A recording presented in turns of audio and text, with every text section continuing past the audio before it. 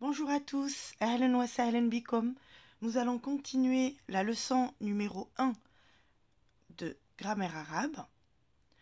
Si vous vous rappelez, je l'avais scindée en deux parties. Donc aujourd'hui, nous allons entamer la deuxième partie. Pour la première partie, nous avions parlé des diacritiques, alamat teshkil al-arabiya. Donc c'était la fatha, la dhamma et la kasra. Puis on avait vu ces trois harakat en allongé, et on avait vu aussi sukun qui est l'absence de mouvement pour une lettre. Aujourd'hui, nous allons voir tenwin. Vous le voyez avec moi dans les leçons sur les différentes positions des lettres arabes. Et je vous disais toujours, on va voir ça en leçon de grammaire. Donc, allons-y. Nous allons observer ces trois mots. On les a vus quand on a étudié les différentes positions du harf ba. Essayez de lire ba, qa, ra, tun, tamarbota. Ba, qa, ra, tun. Alors on va reconnaître alamat tashkil. Ici nous avons une fatha. Ici nous avons une autre fatha. Encore une fatha. Et ici nous avons deux dhamma. Deux petites boucles. Une seule, c'est une dhamma.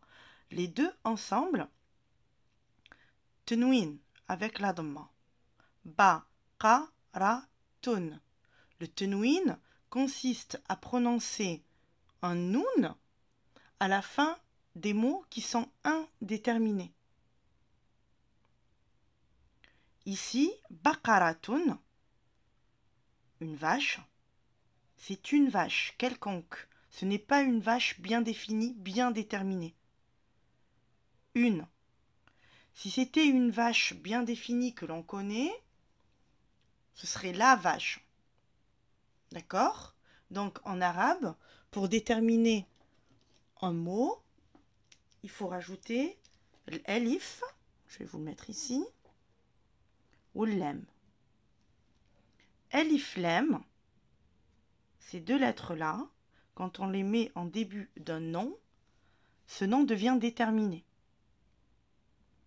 D'accord? S'il y a absence de ces deux lettres-là, que je vais gommer, le mot est indéterminé, indéfini. Donc, quand le mot est indéfini, vous trouverez tenwin. C'est une marque grammaticale pour démontrer que le mot est indéfini, tout simplement, en l'ajoutant à l'absence du alif lam. Ba, qa, ra, tun. Ja, ba, lun, jabalun, une montagne. Kelbun. D'accord? Ici, vous allez reconnaître la fatha. Et rappelez-vous, quand il y a un petit zéro au-dessus d'une lettre, ça s'appelle sukun. Très bien. Et la lettre n'a plus de mouvement. Kel, l. Vous voyez? L. Ce n'est pas la, ce n'est pas li, ce n'est pas lou. C'est l. Kelbun. On rajoute n à la fin. Baqaratun, jabalun, kelbun. Le tenwin se fait de trois façons différentes. Nous avons tenwin avec le doublement de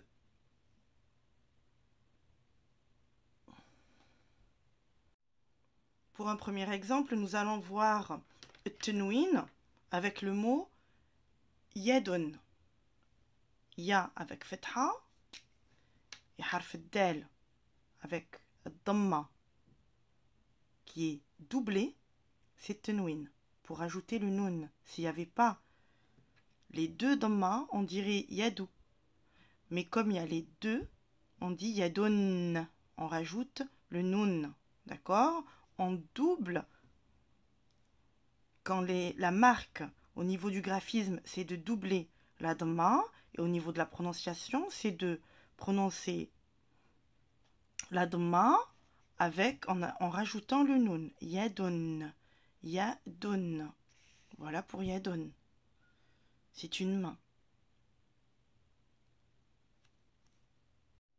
Deuxième exemple, tenwin avec la fatha. Alors, essayez de lire ce mot. Harf del avec la ksra, ça nous donne di. Très bien. Comme il y a un ya qui suit la ksra, ça nous fait di. La ksra est prolongée avec le ya. Di. On l'a vu dans la leçon de grammaire numéro 1. Di. Et ici, harf el kef, la lettre K. Kef. D'accord? Avec un alif. Diken. S'il n'y avait pas tenwin, on dirait dika. Mais comme il y a tenwin, les deux fatha, le dédoublement de la fatha, donc ça va se terminer avec un nun. Diken. Diken. Diken. D'accord? Diken. C'est un coq. Ce n'est pas un coq déterminé. D'accord? Ce n'est pas le coq, un coq bien précis. C'est un coq. Ça peut être n'importe quel coq. Diken. Troisième exemple. Tenwin avec la ksra. Toujours, hein, vous me connaissez. Essayez de lire tout seul. Harf del avec la fatha. Da. Jim avec l'elif et la fatha. Donc c'est une fatha prolongée. Il faut revoir la leçon de grammaire, la leçon numéro 1, partie 1. Une fatha prolongée. D'accord? Da, ja. Da, ja.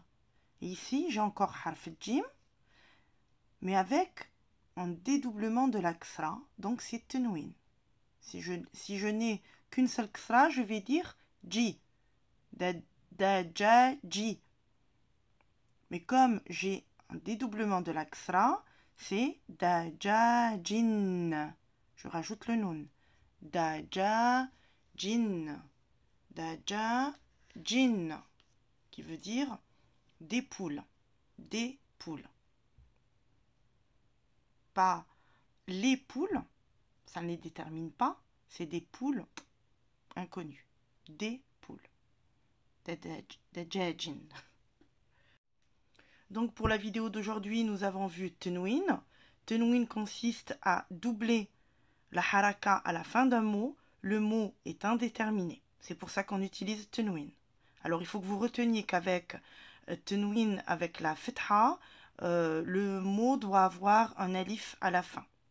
D'accord? On n'écrira pas diken sans qu'il y ait un alif derrière, avec le K seulement.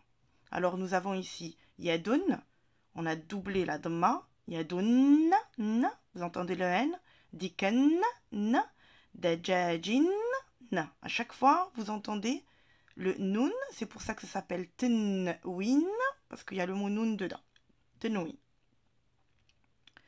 Alors, pourquoi, on va me dire, pourquoi est-ce que parfois tenwin se fait avec, comment on va savoir nous, est-ce qu'il faut faire un tenwin avec la dhamma, la fatha ou la ksra? Ben, c'est ce que nous allons voir dans les prochaines leçons. Ça s'appelle Nahw al-Arabi, la syntaxe arabe, la grammaire arabe, et tout dépend de ce qui précède le mot.